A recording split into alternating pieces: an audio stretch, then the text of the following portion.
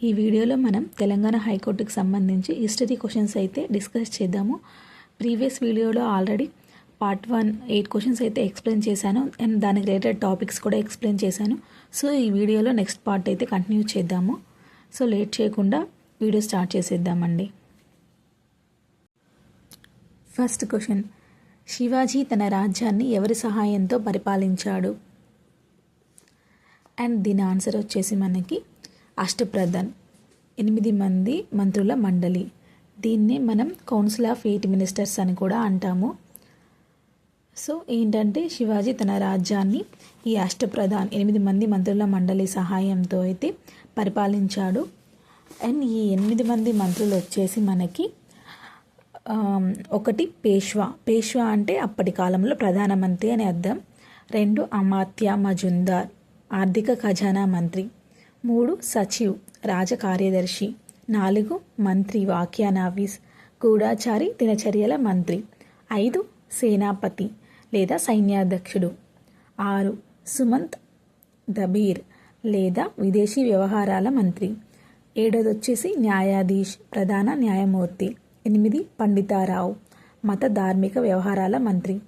So ఈ 8 మంది సహాయంతో అయితే ఛత్రపతి శివాజీ అయితే తన సామ్రాజ్యాన్ని విజయవంతంగా పరిపాలించాడు. అండ్ ఛత్రపతి శివాజీ వచ్చేసి మనకి మరాఠా సామ్రాజ్య స్థాపకుడు అండి. ఈయన వచ్చేసి 1674లో రాయగఢ్ కోటలో అయితే రాజ్యాభిషేకం జరిగింది ఈయనకి. అండ్ ఈ మరాఠీ సామ్రాజ్యం పరిపాలన వచ్చేసి మనకి 1674 నుంచి 1818 వరకు అయితే జరిగిందండి పరిపాలన.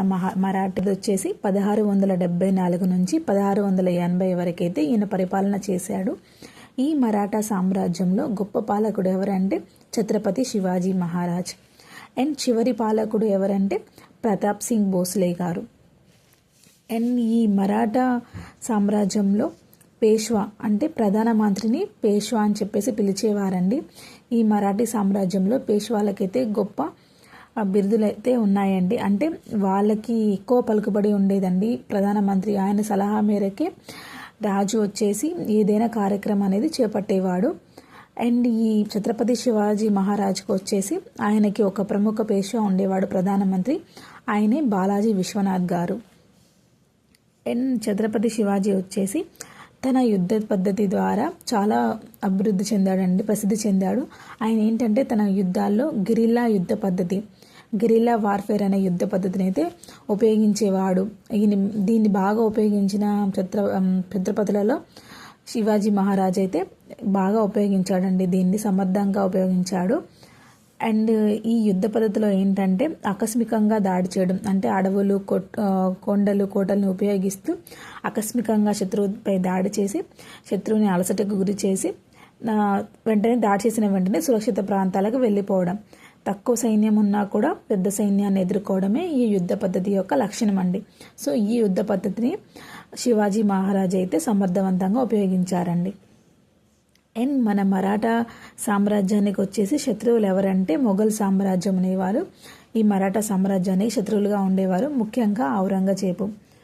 అండ్ ఈయన తర్వాత గొప్ప పాలకులు ఎవరంటే శివాజీ మహారాజ్ తర్వాత ఆయన కొడుకు పెద్ద కుమారుడైన సంభాజీ మహారాజు వచ్చేసి గొప్ప పాలకుడు. ఈయన తర్వాత ఆయన పరిపాలన వచ్చేసి 1681 నుంచి 1689 వరకు అయితే జరిగిందండి. ఈయన ఏంటంటే ఔరంగజేబుతో చాలా యుద్ధాలు అయితే చేశాడండి.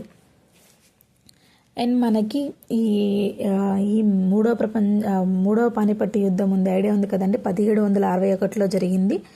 ఈ మూడవ పానిపట్టు యుద్ధం వచ్చేసి మనకి ఈ మరాఠా సామ్రాజ్యం యొక్క సైన్యాధిపతి సదాశివరావు బౌద్కి మధ్య అహ్మద్ షా అబ్దాలీకి మధ్య అయితే జరిగిందండి ఈ మూడవ పానిపట్టు యుద్ధం. జనవరి 14, 1761లో అయితే ఈ యుద్ధంలో అయితే మనకి అహ్మద్ అబ్దాలీ అయితే గెలుస్తాడు. సో దీనివల్ల ఏంటంటే మరాఠీ వాళ్ళ ఏంటంటే ఈ సామ్రాజ్యం యొక్క బలహీనపడుతుందండి. ఇదేంటంటే ఉత్తరాల్లో మొత్తంగా విస్తరించాలనే ఉద్దేశంతో వీళ్ళు యుద్ధం చేస్తారు. కానీ ఏంటంటే ఇందులో ఓడిపోవడం వల్ల ఉత్తరంలో వీళ్ళ సామ్రాజ్యం విస్తరణకైతే ఆటంకం ఏర్పడుతుంది. అలాగే ఈ సామ్రాజ్యం కూడా బలహీనపడుతుందండి. అండ్ ఇది తర్వాత 1818లో థర్డ్ ఆంగ్లో మరాఠా వార్ ఉంటుందండి. ఇదేంటంటే బ్రిటిష్ ఈస్ట్ ఇండియా కంపెనీ ఉంది కదండి, దానికి మరియు మరాఠా సామ్రాజ్యానికి మధ్య యుద్ధం జరుగుతుంది. ఆ మూడవ ఆంగ్లో మరాఠా యుద్ధం. దీంట్లో ఏంటంటే ఈస్ట్ ఇండియా కంపెనీ అనేది గెలుస్తుంది. దీంతో ఈ మరాఠా సామ్రాజ్యం వచ్చేసి పూర్తిగా పతనం అవుతుంది. సో ఇంపార్టెంట్ పాయింట్స్ వచ్చేసి మనకి మరాఠా సామ్రాజ్య స్థాపన ఎప్పుడు జరిగింది? 1674లో జరిగింది. అండ్ మూడవ పానిపట్టు యుద్ధం ఎప్పుడు జరిగింది? 1761. ఎవరెవరికి మధ్య? ఈ మరాఠా సామ్రాజ్యం యొక్క సైన్యాధిపతి సదాశివరావు బౌకి మరియు అహ్మద్ షా అబ్దాలీకి మధ్య జరిగింది. ఈ యుద్ధంలో ఎవరు ఓడిపోయారు అంటే మరాఠీలు ఓడిపోయారు. దీంతో వారి ఈ సైన్యం అనేది వాళ్ళ రాజ్యం యొక్క విస్తరణ అనేది ఆటంకం ఏర్పడి బలహీనపడిపోతుంది. అండ్ ఆ తర్వాత జరిగిన మూడవ ఆంగ్ల మరాఠా వారం 1818లో జరిగిన ఆంగ్లో మరాఠా వార్లో వచ్చేసి ఈ మరాఠా సామ్రాజ్యం అయితే పతనం అయిపోతుంది. అండ్ మనకి ఫస్ట్ ఆంగ్లో మరాఠా వార్ ఎప్పుడు జరిగింది? 1775 నుంచి 1782 వరకు అయితే జరిగింది. అండ్ ఈ యుద్ధం ఎలా ఆగిపోయిందంటే ట్రీటీ ఆఫ్ సాల్బాయి ఒప్పందం వల్ల 1782లో అయితే ఈ యుద్ధం ఆగిపోతుంది. ఇందులో ఎవరు గెలవరండి. అండ్ ఆ తర్వాత మనకి రెండవ ఆంగ్ల మరాఠా యుద్ధం వచ్చేసి 1803, 1805కి మధ్య జరుగుతుంది. అండ్ ఇది ఎందుకు జరుగుతుందంటే బస్సేన్ ఒప్పందం వల్ల జరుగుతుంది. ఈ బస్సేన్ ఒప్పందం ఏంటంటే రెండవ బాజీరావు మరియు బ్రిటిష్ ఈస్ట్ ఇండియా కంపెనీకి మధ్య అయితే జరుగుతుంది డిసెంబర్ 31న 1802లో. ఈ ఒప్పందం ప్రకారం ఏంటంటే బ్రిటిష్ వాళ్ళని ఆయన తన రాజ్యంలో బ్రిటిష్ సైన్యాన్ని తన రాజ్యంలో ఉంచేందుకు ఈ బాజీరావు II అయితే ఒప్పుకున్నాడు. మరియు సైన్య నిర్వహణ ఖర్చుకు వచ్చేసి బ్రిటిష్ వాళ్ళకి భూభాగాన్ని ఇవ్వడానికి కూడా అంగీకరించాడు. దీనివల్ల ఏంటంటే మరాఠా సమైక్య ఉంటుంది కదా, వాళ్ళలో విభేదాలు పెరిగాయి. మనం బ్రిటిష్ వాళ్ళకి ఎందుకు ఇవ్వాలని చెప్పేసి విభేదాలు వాళ్ళలో వచ్చి తర్వాత ఇది 1803లో అయితే మనకి రెండవ ఆంగ్ల మరాఠా యుద్ధం అయితే జరుగుతుంది. సో దీంట్లో వచ్చేసి ఈ యుద్ధంలో బ్రిటిష్ వాళ్ళు గెలుస్తారు అండ్ మరాఠా వాళ్ళైతే ఓడిపోతారండి. అండ్ ఆ తర్వాత కంప్లీట్గా 1818 మూడవ ఆంగ్లో మరాఠా యుద్ధంలో అప్పుడు కూడా బ్రిటిష్ వాళ్ళు భవిష్యత్తులో మరాఠా సామ్రాజ్యం ఓడిపోయి పతనం అయిపోతుంది. సో ఇది వచ్చేసి ఫస్ట్ క్వశ్చన్. అండ్ దీంట్లో ఏంటి మనకి శివాజీ యొక్క 8 మంది మంత్రుల కౌన్సిల్ ఆఫ్ 8 మినిస్టర్స్ సహాయంతో అయితే ఆయన రాజ్యాన్ని పరిపాలించడం అనేది క్వశ్చన్ అండి. సెకండ్ క్వశ్చన్, గాథా సప్తశతి ఎవరు రచించారు? సో గాథా సప్తశతిని వచ్చేసి మనకి హలుడు లేదా హల మహారాజ్ అయితే రచించారండి. అండ్ ఈ హల మహారాజు వచ్చేసి మనకి శాతవాహన వంశస్థుడండి. ఈయన వచ్చేసి మనకి సుమారు క్రీస్తు శకం 20 సంవత్సరాల నుంచి 24 సంవత్సరాల వరకు అయితే పరిపాలించారండి ఈయన. అండ్ మనకి ఈయన ఏ వంశస్థుడు అండి? శాతవాహన వంశస్థుడు. ఈ శాతవాహనాల పాలన కాలం ఎప్పటి నుంచి? క్రీస్తు పూర్వం 230 సంవత్సరాల నుంచి క్రీస్తు శకం 220 వరకు అయితే ఈ శాతవాహను పరిపాలించారండి. ఈ శాతవాహన సామ్రాజ్యం అనేసి ఇప్పుడు ప్రజెంట్ ఎక్కడ ఉండేదంటే ఇప్పుడున్న మనం ప్రజెంట్ జగిత్యాల జిల్లా ఉంది కదండి తెలంగాణలో, ఆ ఏరియాలో అయితే ఒకప్పుడు మనకి శాతవాహన వంశం అనేది ఉండేది. ఈ హలుడు రాసిన గదా సప్తశతి అనేది దేని గురించి అంటే మనకి ఈ భారతీయ నృత్య శాస్త్రం, నృత్య భంగిమలు మరియు కరణాలు, నృత్య విధానాలు వీటి గురించి అయితే ఇందులో ఉంటాయండి ఈ గదా సప్తశతిలో. అండ్ మనకి ఈ శాతవాహనులు ఉన్నారు కదండి, వీళ్ళకి ఫస్ట్ తొలి రాజధానిగా అయితే కోటిలింగాలు అనేది ఉండేదండి. ఎప్పుడంటే క్రీస్తు పూర్వం 230లో అయితే శాతవాహనులకి తొలి రాజధానిగా కోటిలింగాల ఉండేది, ప్రారంభ రాజధాని. అండ్ ఆ తర్వాత వచ్చేసి మనకి క్రీస్తు పూర్వం 1వ శతాబ్దం నుంచి క్రీస్తు పూర్వం 1వ శతాబ్దం నుంచి క్రీస్తు శకం 3వ శతాబ్దం వరకైతే ప్రతిష్టానపురం పైఠాన్ ఉంది కదండి, అదైతే మనకి ప్రధాన రాజధానిగా అయితే ఉండేదండి. ఆ తర్వాత ధాన్యకట్టకం అమరావతి, ప్రజెంట్ అమరావతి ఉంది కదండి, ధాన్యకట్టకం అది తర్వాత రాజధానిగా ఉండేదండి. సో ఇది వచ్చేసి సెకండ్ క్వశ్చన్ అండి. రామప్ప దేవాలయంలోని శిల్పాలు ఏ శాస్త్రం లేదా గ్రంథం ఆధారంగా రూపొందించబడ్డాయి? ఇది థర్డ్ క్వశ్చన్ అండి. దీనికి ఆన్సర్ వచ్చేసి నృత్య రత్నావళి. ఈ నృత్య రత్నావళి వచ్చేసి మనకి సంస్కృత భాషలో అయితే ఉంది. దీన్ని ఎవరు రచించారంటే జాయాపసేనాని అయితే రచించారండి. ఈ జాయాపసేనాని వచ్చేసి 13వ శతాబ్దానికి చెందినవాడండి. ఈయన కాకతీయ వంశం కాలంలో గణపతి దేవుని దగ్గర అయితే సేనానిగా లేదా సైన్యాధ్యక్షుడిగా అయితే ఈయన పనిచేయడం జరిగింది. ఈ రామప్ప దేవాలయం ఉంది కదండి, అందులోని నృత్య భంగములు శిల్పాలు ఉంటాయి కదండి, నృత్య రత్నావళిలో వివరించిన నృత్య ముద్రలను అనుసరించి చెక్కినట్లయితే మనకు అప్పట్లో పేర్కొన్నారండి. సో ఇది వచ్చేసి third question. And fourth question, వైద్య శాస్త్ర పితామహుడు అని ఎవరిని పిలుస్తారు? అంతర్జాతీయ వైద్య శాస్త్ర పితామహుడు అని చెప్పేసి ఎవరిని పిలుస్తారని ఉందండి. అండ్ దీనికి ఆన్సర్ వచ్చేసి మనకి హిపోక్రటీస్ అండి. ఈ హిపోక్రటీస్ వచ్చేసి ఆయన గ్రీస్ దేశానికి చెందినవారండి. ఈయన వచ్చేసి శాస్త్రీయ వైద్య విధానానికి అయితే పునాది వేశాడు. దాంతోనే ఈయన ప్రసిద్ధి చెందాడు. ఇప్పుడు మనకి వైద్యులు ఉంటారు కదండి, వాళ్ళు నైతిక ప్రమాణం అయితే చేస్తారు కదా, మనం రోగికి మేలు చేయాలి, రోగికి హాని కలిగించకూడదు, వ్యక్తిగత సమాచారం రోగికి సంబంధించిన వ్యక్తిగత సమాచారాన్ని గోప్యంగా ఉంచుతాం, ఇవన్నీ అయితే ప్రమాణం అయితే చేస్తారు కదా వైద్యులు, నైతిక ప్రమాణం. ఆ ప్రమాణం వచ్చేసి హిపోక్రటిక్ పేరు మీదే ఉంటుందండి. హిపోక్రటిక్ ప్రమాణం అనే అంటాము దాన్ని.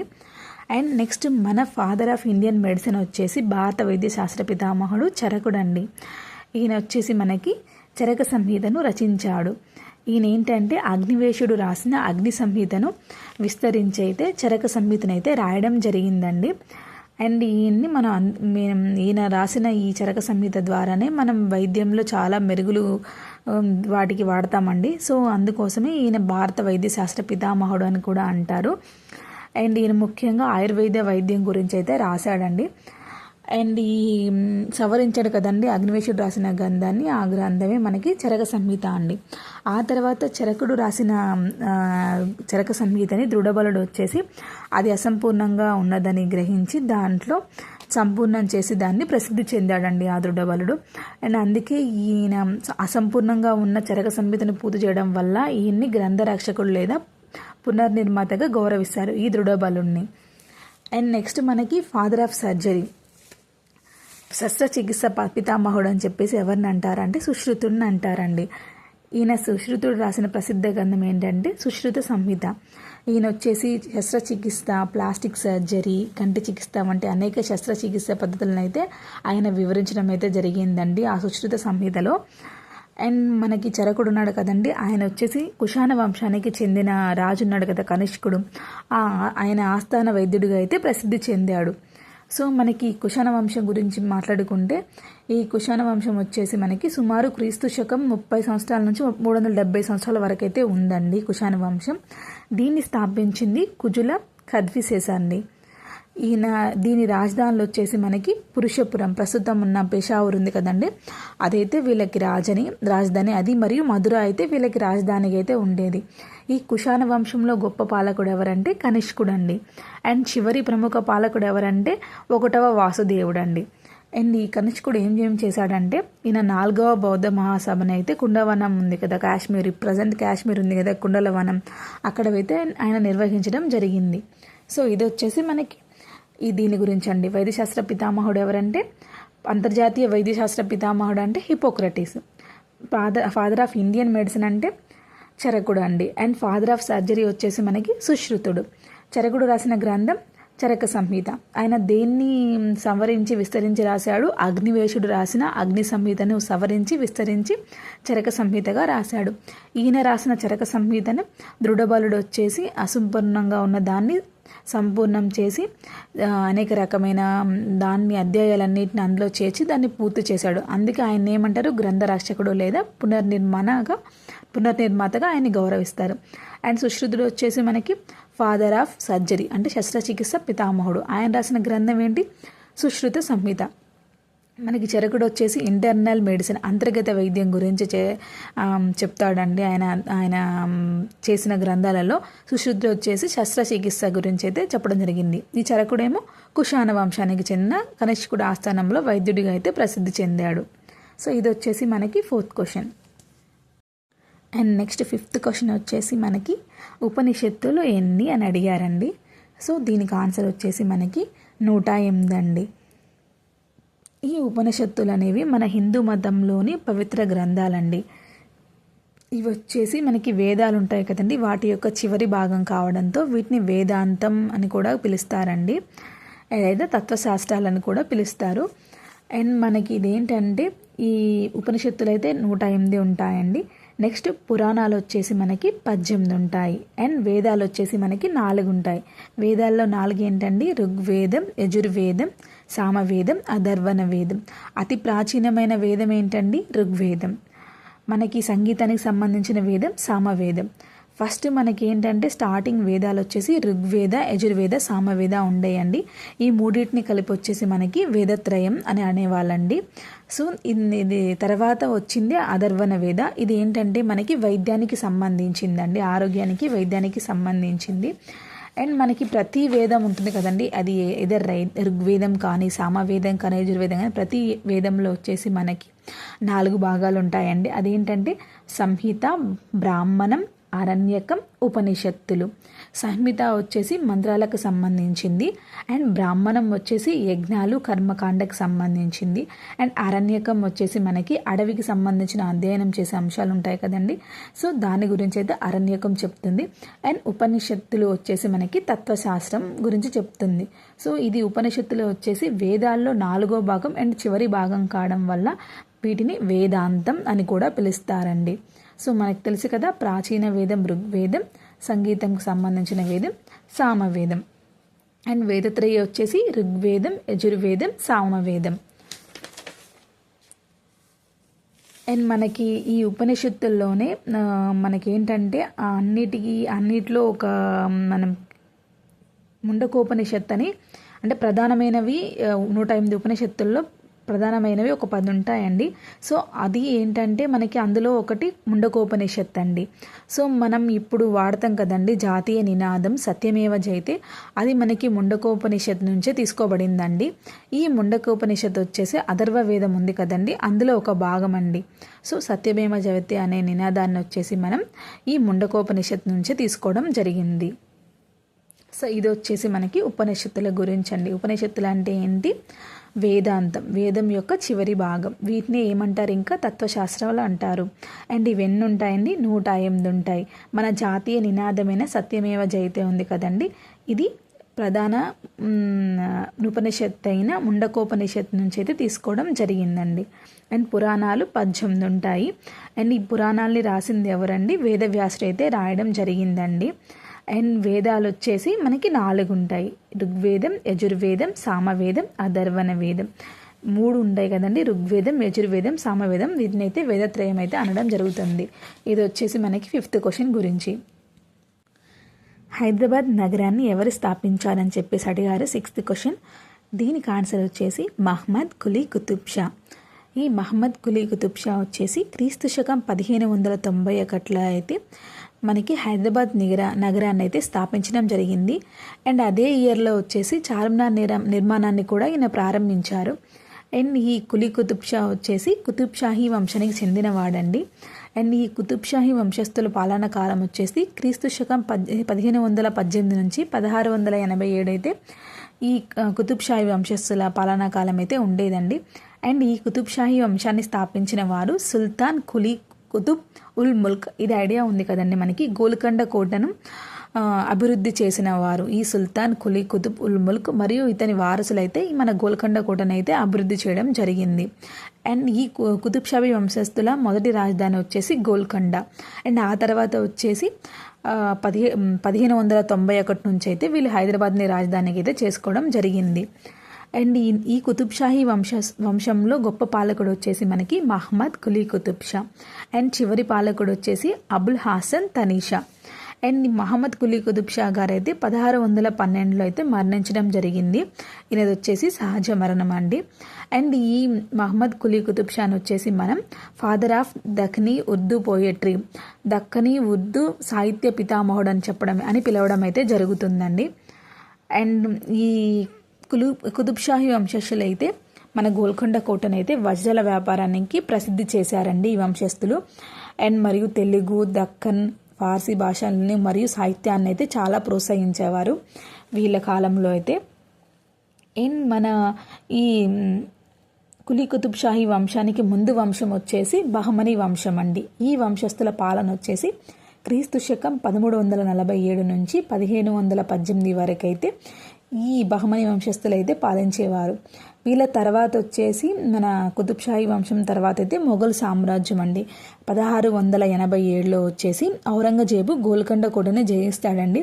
ఆ తర్వాత ఈ కుతుబ్ షాహీ వంశం పతనమయ్యి అప్పటి నుంచి మొఘల్ సామ్రాజ్యం అయితే కంటిన్యూ అవుతుంది. అసలు ఫస్ట్ మన మొఘల్ సామ్రాజ్యాన్ని భారతదేశంలో స్థాపించింది ఎవరు? బాబర్. ఆయన ఎప్పుడు స్థాపించారు? 1526లో అయితే స్థాపించారు. మొదటి పానిపట్టు యుద్ధం 21వ తారీఖు ఏప్రిల్ 1526 అయితే మొదటి పానిపట్టు యుద్ధం అయితే జరిగిందండి. ఆ యుద్ధంలో వచ్చేసి బాబరు ఇబ్రహీం లోడిని ఓడించి అయితే భారతదేశంలో మొఘల్ సామ్రాజ్యానికి అయితే బీజం వేస్తారండి. అండ్ ఈ మొఘల్ సామ్రాజ్యంలో వచ్చేసి మనకి గొప్ప పాలకుడు ఎవరంటే అక్బర్ అండి. అండ్ చివరి చక్రవర్తి ఎవరంటే 2వ బహదూర్ షా. మొదటి పానిపట్టు యుద్ధం ఎప్పుడు జరిగింది? 21 ఏప్రిల్ 1526. అండ్ ఎవరెవరికి మధ్య? బాబర్కి మరియు ఇబ్రహీం లోడికి మధ్య అయితే జరిగింది. అండ్ 2వ పానిపట్టు యుద్ధం 5 నవంబర్ 1556లో అయితే మనకి 2వ పానిపట్టు యుద్ధం జరిగింది. ఇది వచ్చేసి మనకి అక్బర్కి మరియు హేముకి మధ్య జరిగింది. అక్బర్ బైరంగ్ ఖాన్ నేతృత్వంలో అయితే హేముతో యుద్ధం చేసి యుద్ధంలో ఆయన అక్బర్ గెలవడం అయితే జరుగుతుంది. అండ్ ఆ తర్వాత 1761 14 జనవరిన అయితే మనకి 3వ పానిపట్టు యుద్ధం జరిగిందండి. ఆ యుద్ధంలో వచ్చేసి ఆఫ్ఘన్ వంశస్థులైన అహ్మద్ షా అబ్దాలీకి మరియు మరాఠా సామ్రాజ్యానికి అయితే ఈ యుద్ధం జరుగుతుంది, 3వ పానిపట్టు యుద్ధం. అండ్ ఈ యుద్ధం వచ్చేసి మనకి ఈ యుద్ధంలో అహ్మద్ షా అబ్దాలీ అయితే గెలవడం జరుగుతుంది. దీని ద్వారా మరాఠా సామ్రాజ్యం అయితే బలహీనపడుతుందండి. అండ్ మనకి ఈ బైరం ఖాన్ ఉన్నాడు కదండి, 2వ పానిపట్టు యుద్ధంలో మనకి అక్బర్కి హెల్ప్ చేశాడు, ఆయన నేతృత్వంలోనే చేశారని చెప్పుకున్నాం కదా. సో ఈ బైరం ఖాన్ వచ్చేసి మనకి అక్బర్ యొక్క సంరక్షకుడు మరియు సేనాధిపతి అండి. అండ్ ఈయన వచ్చేసి 1561లో అయితే గుజరాత్లోని పాటన్ సమీపంలో ఉన్న ముబారక్ ఖాన్ లోహానీ చేతిలో అయితే హతమవుతారండి. ఈ ముబారక్ ఖాన్ లోహానీ అయితే ఆఫ్ఘన్ లోహానీ నాయకుడు అండి. ఈయన 16వ శతాబ్దానికి చెందిన ఈయన వచ్చేసి ఈ బైరం ఖాన్ ఒక హత్యతోనే ప్రసిద్ధి చెందాడండి. ముబారక్ ఖాన్ లోహానీ ఈయన 16వ శతాబ్దానికి చెందిన ఆఫ్ఘన్ లోహానీ నాయకుడు. అండ్ మనకి అక్బర్ బయోగ్రఫీ ఐడియా ఉంది కదండి మీకు, దాని పేరేంటంటే అక్బర్ బయోగ్రఫీ. ఇది అక్బర్ నామా అండి. దీన్ని రాసింది ఎవరంటే అక్బర్ నామాని అబుల్ ఫజల్ అండి. ఆయన ఇంకోటి కూడా రాశారండి అబుల్ ఫజల్ గారు. ఇన్ ఈ అక్బరీ అని చెప్పేసి రాశారండి. ఇది కూడా అక్బర్ యొక్క సామ్రాజ్యం, రాజ్యపాలన, ఆయన ఎత్తులు వీటన్నిటి గురించి అయితే ఇన్ ఈ అక్బరీలో అయితే ఉంటుందండి. ఇది వచ్చేసి అక్బర్ నామా యొక్క 3వ భాగం అండి. సో దీన్ని రాసింది అబుల్ ఫజల్ గారు. ఈ అక్బర్ బయోగ్రఫీని ఏమంటారంటే అక్బర్ నామా అని అంటారు. సో ఇది వచ్చేసి మనకి 6th question. And next 7th question. Gautama బుద్ధుని మొదటి బోధన ఎక్కడ జరిగిందండి? అండ్ దీనికి ఆన్సర్ వచ్చేసి సారనాథ్ అండి. సో ఉత్తరప్రదేశ్లో వారణాసి సమీపంలో ఉన్న సారనాథ్ ఉంది కదండి, అక్కడ మృగధావనం లేదా డీర్ పార్కులో అయితే సుమారు క్రీస్తుపూర్వం 528 సంవత్సరంలో అయితే మనకి బుద్ధుని యొక్క మొదటి బోధన అయితే ఇవ్వడం జరిగింది. ఇది ఆయనతో కలిసి తపస్సు చేసిన 5 సన్యాసులకైతే ఇచ్చారు ఆయన. ఈ 5 సన్యాసులనే మనకి పంచవర్గీయులు అని కూడా అంటారు.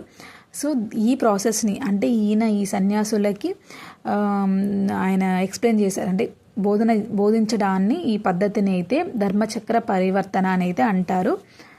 అండ్ ఆల్రెడీ మనం ప్రీవియస్ సెషన్లో గౌతమ బుద్ధుని గురించి ఎక్స్ప్లెయిన్ చేసుకున్నాం కాబట్టి నెక్స్ట్ క్వశ్చన్ని కంటిన్యూ చేసేద్దామండి. 8th question. సకల జనుల సమ్మె కాలం ఎన్ని రోజులు అని చెప్పేసి అడిగారండి. సో దీనికి ఆన్సర్ వచ్చేసి మనకి 42 రోజులు. ఈ సకల జనుల సమ్మె వచ్చేసి మనకి 13 సెప్టెంబర్ 2011 నుండి 24 అక్టోబర్ 2011 వరకు 42 రోజులు అయితే జరిగిందండి. అండ్ ఇది వచ్చేసి మనకి తెలంగాణ రాష్ట్ర సాధన ఉద్యమంలో భాగంగా అయితే జరిగింది. అండ్ ఎవరి ఆధ్వర్యంలో జరిగిందంటే తెలంగాణ రాజకీయ సంయుక్త చర్యా సమితి TJAC Telangana joint action committee ఆధ్వర్యంలో అయితే జరిగిందండి. దీనికి చైర్మన్గా ఎవరు వ్యవహరించారంటే ప్రొఫెసర్ M. కోదండరామ్ గారు అయితే దీనికి చైర్మన్గా ఉన్నారు TJACకి. సో మనకి సకల జన్మల సమ్మె అయితే ఈ తెలంగాణ రాజకీయ సంయుక్త చర్యా సమితి TGAC ఆధ్వర్యంలో అయితే జరిగింది. దాని చైర్మన్ వచ్చేసి ప్రొఫెసర్ M. కోదండరాం. అండ్ మనకి ఈ తెలంగాణ ఆవిర్భావ దినోత్సవం ఎప్పుడండి? మన తెలంగాణ ఆవిర్భావ దినోత్సవం జూన్ 2, 2014లో అయితే మనకి తెలంగాణ ఆవిర్భావ దినోత్సవం అయితే జరిగింది. అండ్ ఇది వచ్చేసి మనకి ఏ చట్ట ప్రకారం అంటే ఆంధ్రప్రదేశ్ పునర్వ్యవస్థీకరణ చట్టం 2014 ప్రకారం అయితే మనకి ఈ తెలంగాణ రాష్ట్రం ఆవిర్భావం అయితే 29వ రాష్ట్రంగా అయితే మనకి ఏర్పడింది. సో అంతకుముందు అయితే మనకి 28 స్టేట్స్ ఉండేయండి. ఆ తర్వాత ఇది 29 రాష్ట్రంగా అయితే మనకి తెలంగాణ ఆవిర్భించడం అయితే జరిగిందండి.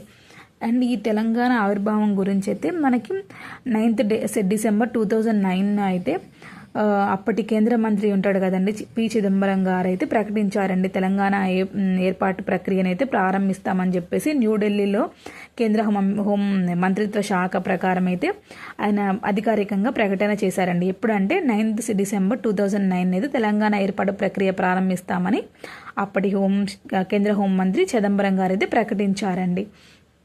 అండ్ ఆ తర్వాత ఫిబ్రవరి 18, 2014లో అయితే ఈ తెలంగాణ ఏర్పడాలి, పునర్వ్యవస్థీకరణ చేయాలి, ఆంధ్రప్రదేశ్ తెలంగాణ రావాలని చెప్పేసి మనకి లోక్సభలో అయితే బిల్లు ఆమోదం పొందిందండి. ఎప్పుడంటే 18 ఫిబ్రవరి 2014లో లోక్సభలో ఆమోదం పొందింది. ఆ తర్వాత 20 ఫిబ్రవరి 2014లో వచ్చేసి రాజ్యసభలో ఆమోదం పొందింది. అండ్ ఆ తర్వాత మార్చ్ 1, 2014లో అయితే రాష్ట్రపతి ఆమోదం అయితే లభించిందండి.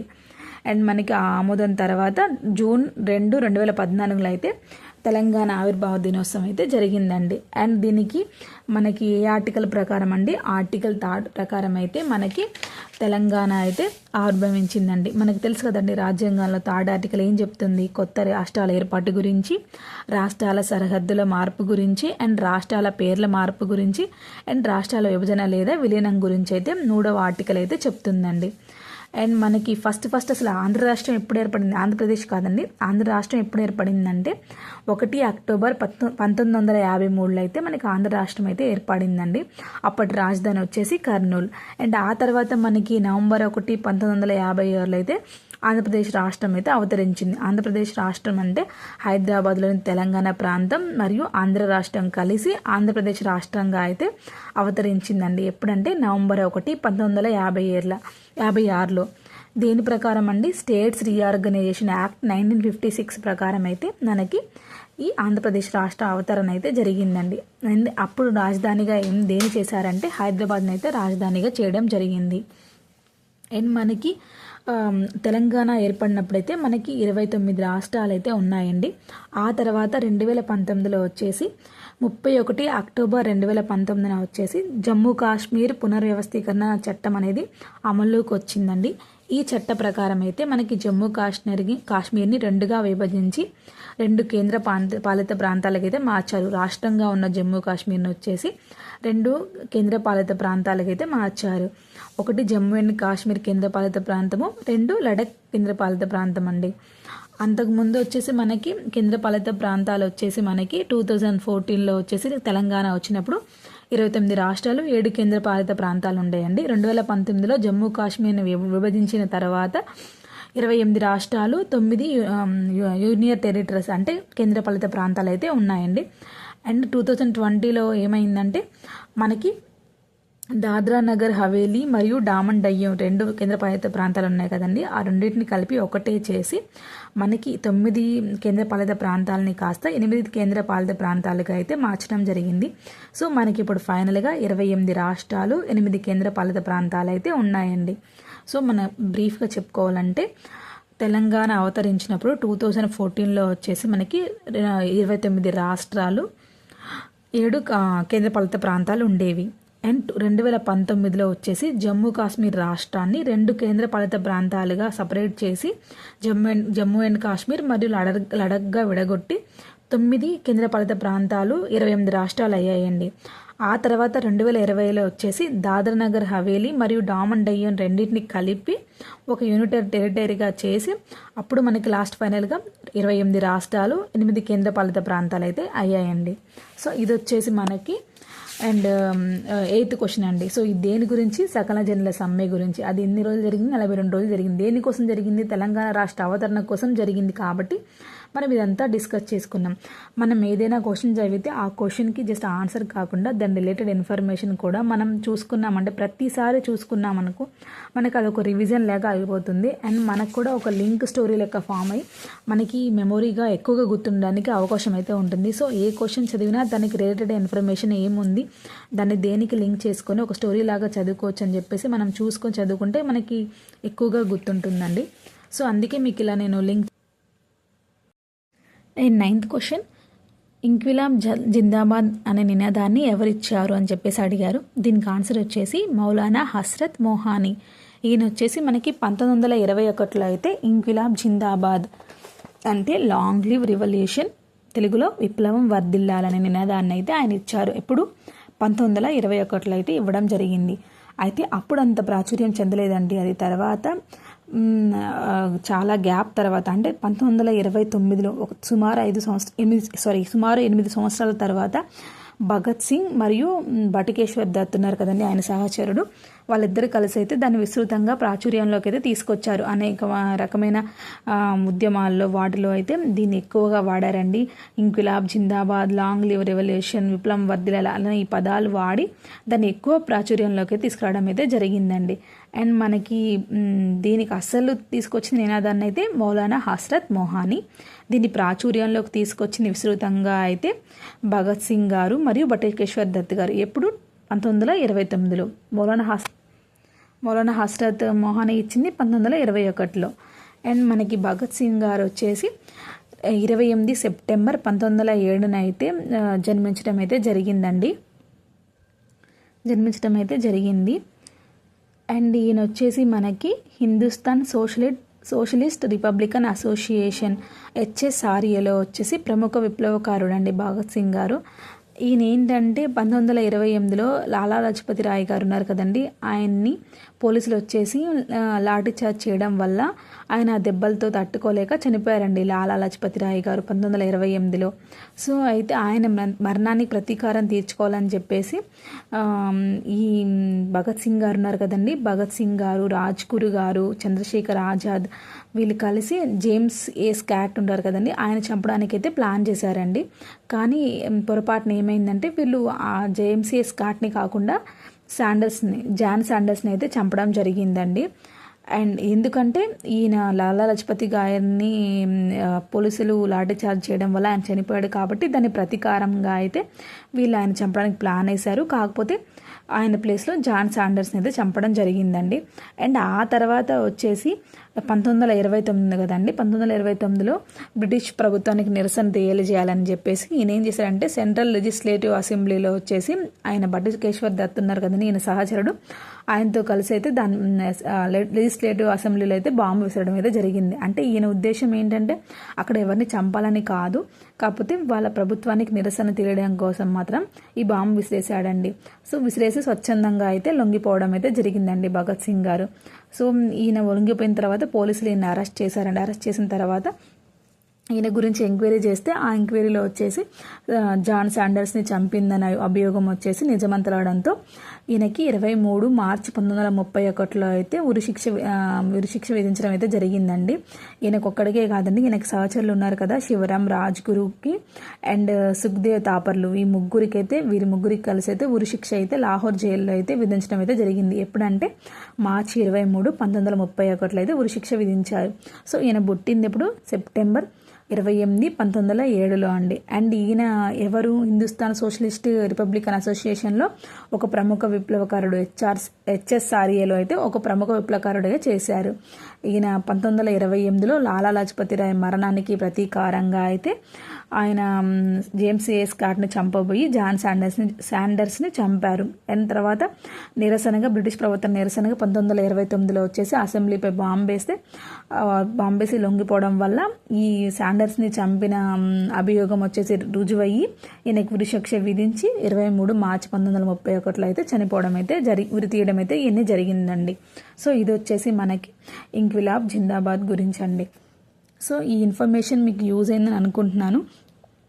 సో ఏంటంటే టైం సరిపోక క్వశ్చన్స్ 10 క్వశ్చన్స్ అయితే 9 క్వశ్చన్స్ అయితే నేను చేస్తున్నానండి. సో టైంని బట్టి ఇంకా క్వశ్చన్స్ ఎక్స్టెండ్ చేస్తాను అండ్ ఎక్స్ప్లెనేషన్ కూడా ఇంకా పెంచుతాను.